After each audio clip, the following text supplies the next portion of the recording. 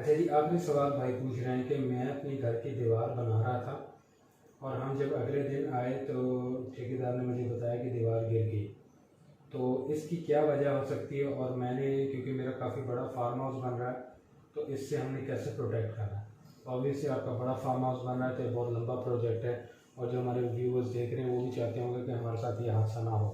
लेकिन सर इसकी मुख्तलिफ वजह हो सकती है, बहुत सारी वजूहत हो सकती है। ठीक है, ये हो सकता है कि मौसम बहुत ख़राब था, फिर भी ठेकेदार ने इग्नोर किया मौसम को और फिर भी चिनाई करता रहा। ये हो सकता है कि हद से ज़्यादा हाइट को इस्तेमाल किया। ये भी हो सकता है कि उसने अभी तक प्रॉपर क्योर नहीं हुई और उसके ऊपर लोड डालना शुरू कर दिया। ये भी हो सकता है कि उसकी जो नीचे वाली फाउंडेशन थी उसमें कोई इरोजन हो गया या कोई स्लिप हो गया, उसकी वजह से दीवार बैठ गया, अभी तक ये भी मजबूत नहीं हुई तो ये भी गिर गई। या ये भी हो सकता है कि किसी ने जानबूझ के जो है अगर आप जो है ये 24 घंटे या 48 घंटे बाद भी किसी दीवार में जाएँ, उस दीवार पर जोर लगाएं, मतलब एक नॉर्मल इंसान भी अगर जोर लगाता है तो दीवार गिर जाएगी।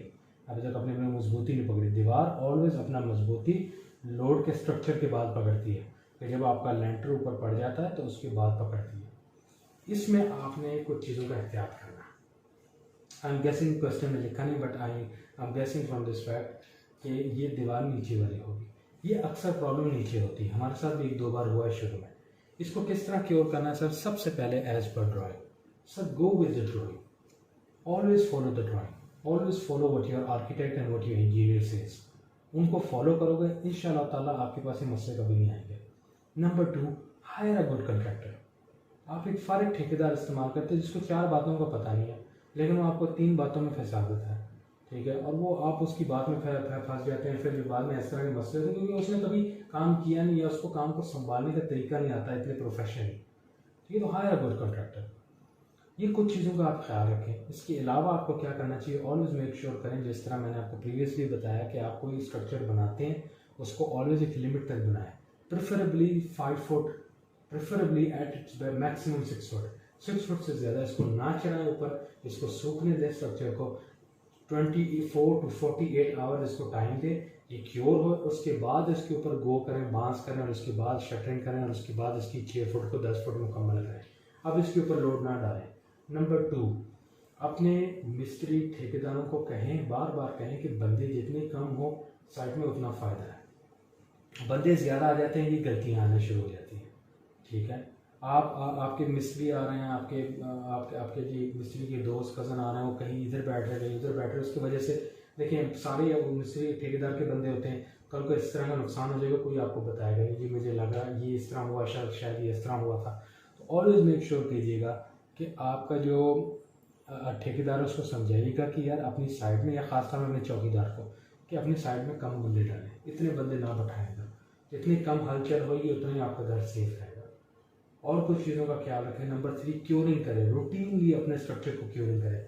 90% दीवारें जो खासतौर में बाउंड्री की गिरती हैं वो लैक ऑफ क्योरिंग की वजह से गिरती हैं। क्योरिंग नहीं हुई होती, सीमेंट अच्छी तरह पकड़ नहीं रहा होता, उसको अच्छी तरह क्योर नहीं किया होता, तो आपकी जो है दीवार गिर जाती है।